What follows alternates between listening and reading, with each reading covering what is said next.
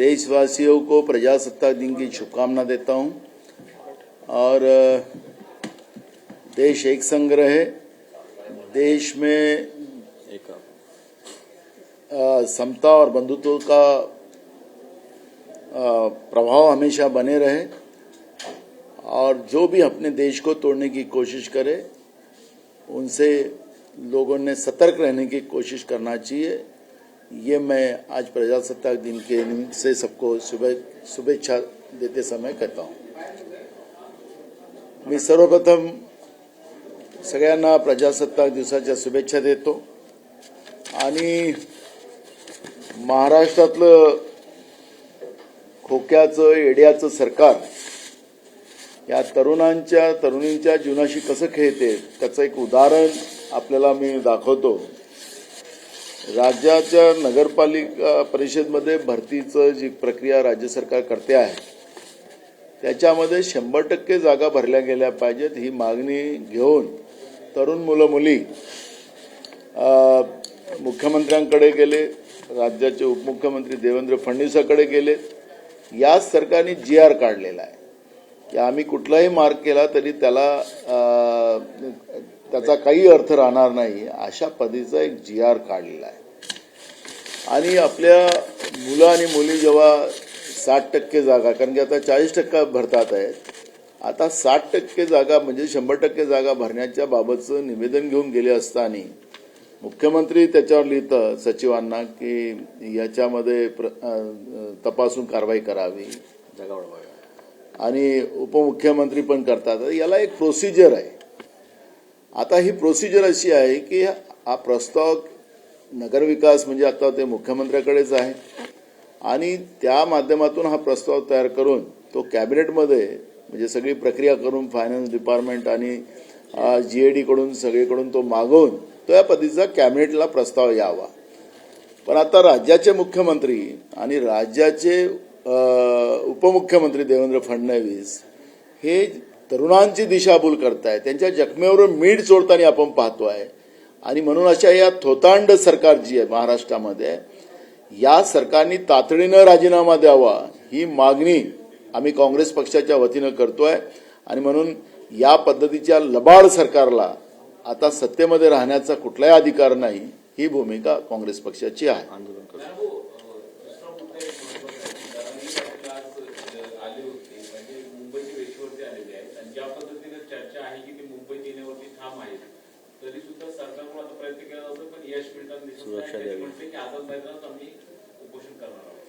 बघा, कोर्टामध्ये हे प्रकरण गेलं होतं, माननीय कोर्टामध्ये सरकारने सांगितलं की आम्ही जरांगे पाटलाच्या मराठा आंदोलनाला आम्ही अडवणार नाही, आम्ही त्यांच्याशी चर्चा करायला तयार आहोत आणि आम्ही त्यांना अडवणार नाही अशी भूमिका माननीय कोर्टामध्ये सरकारने मांडलेली आहे 2 दिवसाच्या पहिले।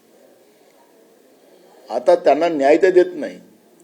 जरांगे पाटलांनी मराठा आंदोलन आझाद मैदानामध्ये येण्याच्या दृष्टिकोनातून त्यांचं काम सुरू झालेलं आहे आणि ते अडूनही आहे। मी कुठल्याही परिस्थितीत त्या ठिकाणी जाणार, तिथं मी आंदोलन करणार, उपोषण करणार जिथपर्यंत मराठा समाजाला न्याय मिळत नाही।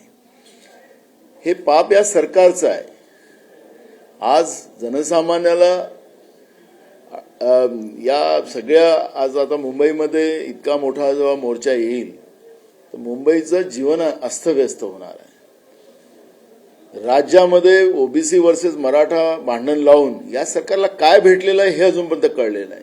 सर्वपक्षीय बैठकीत काँग्रेसच्या वतीनं आम्ही सांगितलं होतं की आम्ही सरकारच्या बरोबर आहोत आणि मराठा आरक्षणाच्या बद्दलची भूमिका सरकारने स्पष्ट मांडावी, जनगणना करावी आणि जनगणनेच्या आधारावर जे मागास जाती या राज्यामध्ये आहेत त्या सगळ्यांनाच आरक्षणामध्ये सामावून घेण्याच्या दृष्टिकोनातला प्रयत्न सरकारने करावा। निवडणुकीच्या तोंडावर 2014 मध्ये याच देवेंद्र फडणवीसांनी भाजपने आमचं सरकार केंद्रात आणि राज्यात आल्यानंतर आम्ही मराठ्यांना आरक्षण देऊ, धनगरांना आरक्षण देऊ, विविध जातीला यांनी प्रलोभन दिलं। केंद्रामध्ये बहुमताचं सरकार आहे, राज्यात 5वी बहुमताचं सरकार आहे, तुम्हाला थांबवलं कोणी? आज आमच्या लहान मुली, आमच्या भगिनी मोठ्या संख्येनं या मोर्चामध्ये सहभागी झालेले आहेत, तरुण सहभागी झालेले आहेत। आणि ज्या पद्धतीने हे मराठा समाजाची, ओबीसी समाजाची, धनगर समाजाची हे चेष्टा करण्याचं काम जे भाजप प्रणित येड्याचं सरकार करते आहे, या सरकारचा आम्ही धिक्कार करतो, निषेध करतो.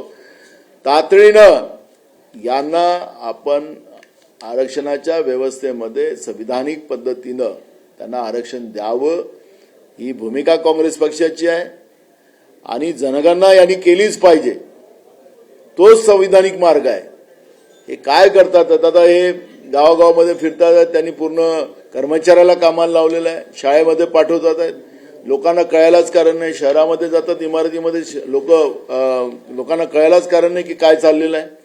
ही या पद्धतीची ही व्यवस्था, दहशतीची व्यवस्था हे करण्याचं पाप जे बीजेपी करताय यांनी हे थांबवलं पाहिजे. महाराष्ट्र शाहू फुले आंबेडकर विचाराचा आहे, समतेचा आहे, बंधुत्वाचा आहे आणि आज प्रजासत्ताक दिवस आहे.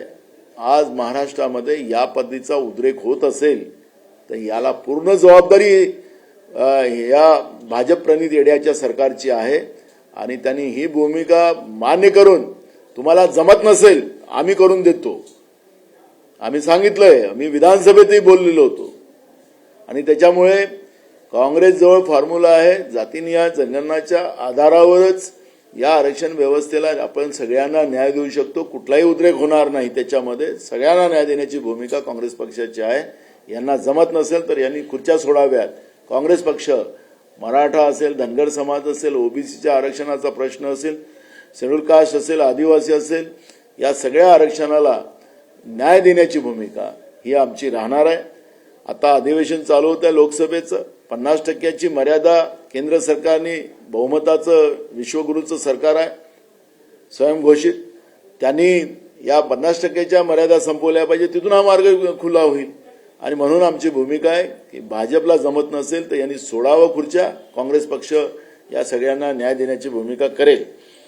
आणि जरांगेच्या केसालाही हात लागण्याचं काम या सरकारच्या वतीनं झालं तर या सरकारला सडोपडो केल्याशिवाय आम्ही सोडणार नाही. कारण की त्यांना सुरक्षा द्यावी, त्यांना धमक्या सरकारकडून दिल्या जातात, अधिकारी पाठवले जातात, दबाव आणला जातो आहे. त्यामुळे या पद्धतीचा कुठलाही घातपात होऊ नये याची काळजी सरकारने घेतली पाहिजे. जरांगेंना पूर्ण सुरक्षा दिली पाहिजे, ही भूमिका काँग्रेस पक्षाची आहे. जरांगेंची मागणी आहे की मुख्यमंत्री आणि दोन्ही उपमुख्यमंत्र्यांनी चर्चेसाठी मात्र आजही शिष्टमंडळ गेले चर्चेसाठी. त्यांना सरकारला वाद चिघळवायचा आहे. जनतेचे मूळ प्रश्न डायव्हर्ट करण्यासाठी या पद्धतीचे प्रकरण चिघळवायचे, लोकांना तिकडेच लक्ष केंद्रित करायचं. शेतकऱ्यांचे प्रश्न सरकार दुर्लक्षित करताय, बेरोजगारांचे प्रश्न दुर्लक्षित करताय. मी आताच तुम्हाला जे दाखवलं कसं पाप करताय, बेरोजगारांच्या जखमेवर मीठ कसं चोळतात आहे. गरिबांचे प्रश्न, महागाईचे प्रश्नावर सरकार मुद्दामून दुर्लक्ष करण्यासाठी असे प्रकरण चिघळून खोटे आश्वासन देऊन लोकांची दिशाभूल करण्याचं काम हे भाजप आणि भाजप प्रणित सरकार करते आहे. त्याच्यामुळे या सगळ्या प्रश्नाला तातडीनं न्याय दिल्याशिवाय सरकारने जनतेच्या न्याय द्यायचा आणि जनतेच्या मूळ प्रश्नाकडे सरकारने लक्ष द्यावं, ही भूमिका काँग्रेस पक्षाची आहे. हिंदी में जाना चाहिए, मौजूदा सामाजिक और सियासी हालात लड़ाई संविधान बचाने कितनी अहम हो जाती है और कांग्रेस किस तरह से न्याय यात्रा के जरिए आगे. डॉक्टर बाबासाहब अम्बेडकर ने 25 जनवरी को जब 25 नवंबर को जो संविधान देश को देने के पहले 26 नवंबर को उन्होंने देश को ये सुपुर्द किया था संविधान. और 25 नवंबर को बाबा साहब अम्बेडकर ने जो भाषण किया था, उन्होंने कहा था कि अगर लोकशाही में धर्मांध व्यवस्था अगर सत्ता में आती है तो उससे संविधान खतरे में आ सकता है. ये भूमिका उस समय में डॉक्टर बाबा साहब अम्बेडकर ने अपनी भूमिका अपने भाषण में रखी थी. आज वही स्थिति आज देश में बनी हुई है. बाबा साहब अम्बेडकर का उस समय का जो वक्तव्य है आज हमें सबको बोध देने वाला है. बाबा साहब अम्बेडकर जी को दूर की कुछ नजर आ रहा होगा कि ऐसा भी ये देश में हो सकता है लोकतांत्रिक व्यवस्था में, और वो आज देश में हो चुका है. चारों स्तंभों को डैमेज करने का काम केंद्र में और राज्यों में बैठी हुई सरकार ने किया है। ये आप देखते हैं, लोकतांत्रिक व्यवस्था में झूठे केसेस डालकर, जो केंद्रीय तपास यंत्रणा का दुरुपयोग कर कर सभी व्यवस्था को डैमेज करने का काम इन लोगों ने किया है। और मुझे लगता है कि लोकतांत्रिक व्यवस्था खतरे में आ चुकी है, संविधान देश का खतरे में आ चुका है। और ऐसे समय में पूरे देश के लोगों ने इस तरह की धर्मांध व्यवस्था को, जो लोकतांत्रिक व्यवस्था को डैमेज करने वाली व्यवस्था को हटाने के लिए एक साथ खड़े होना, और राहुल गांधी जी जो काम कर रहे हैं वही काम कर रहे हैं। वो न्याय यात्रा जो निकाली है उसमें ये तीनों मुद्दे उसमें हैं, और राहुल गांधी जी पूरी कोशिश जमीन पे उतरकर लोकतांत्रिक व्यवस्था के आधार पर कर रहे हैं। लेकिन भाजपा के राज्यों में उस यात्रा को रोका जा रहा है, उनके ऊपर पथराव किया जा रहा है, उनको हमारे कांग्रेस के नेताओं को मारा जा रहा है, लाठीचार्ज किए जा रहा है, और सत्ता का दुरुपयोग कर कर ये न्याय व्यवस्था यात्रा को रोकने का पाप बीजेपी कर रही है। वो गांधी को तो पहले भी गोरे डरते थे, आज के भी सत्ता में बैठे हुए जो लोग हैं वो भी आज गांधी को डरते हैं। ये पूरा देश देख रहा है। और ये सब व्यवस्था को समझते हुए देश के लोगों ने राहुल गांधी जी के साथ खड़े होने का समय है, तभी लोकतांत्रिक व्यवस्था बचेगी। नहीं तो ये धर्मांध व्यवस्था जो सत्ता में बैठी है वो लोकतांत्रिक व्यवस्था को खत्म किए सिवाय शांत बैठेगी। इसके अलावा मनोज जरांगे पाटिल नवी मुंबई तक पहुंच गए, मुंबई आना चाह रहे, लेकिन पुलिस ने परमिशन दी नहीं, कार्यकर्ता आजाद मैदान पहुंच गए। सरकार ने कोर्ट में कहा है हम उनके यात्रा को रोकेंगे नहीं। 2 दिन पहले ही कोर्ट में ये लोग सरकार को पूछा गया था। फिर अब क्या प्रॉब्लम हुआ? उस दिन ही डिसीजन लेना था। और झूठ बोलकर तुम सत्ता में आए महाराष्ट्र में। 2014 में आपने ओबीसी मराठा धनगरों को आश्वासन दिया था। तो क्या वो सत्ता के लिए झूठ बोलने का काम वो जुमला था? जैसे मोदी जी कहते हैं, अमित शाह जी कहते हैं कि 15 लाख रुपए हम खाते में डालने की बात हुई तो जुमला था। किसानों को दुगनी आय करने की व्यवस्था की गई थी वो भी जुमला था। 2 करोड़ युवाओं को नौकरी देना वो भी जुमला था।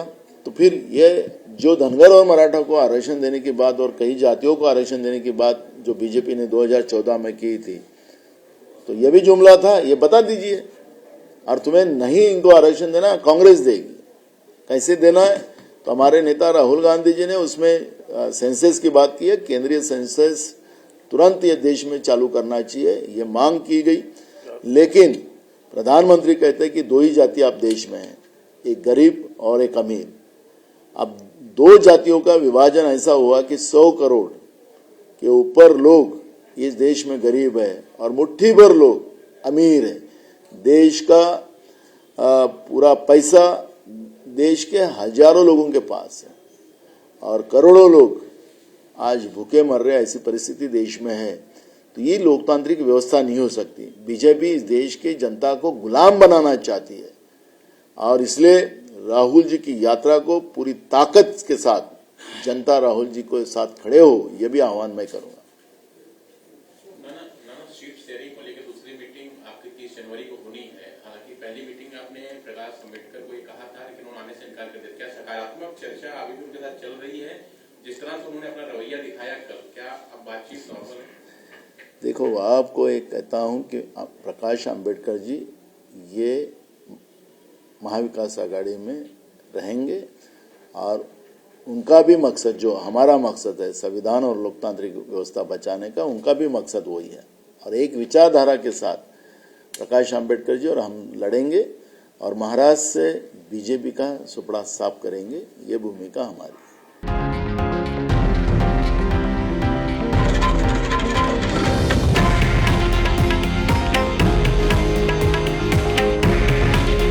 हे आहे देशातील नंबर 1 न्यूज नेटवर्क आणि आपण पाहत आहात TV9 मराठी। काळजी तुमची, हित महाराष्ट्राचं।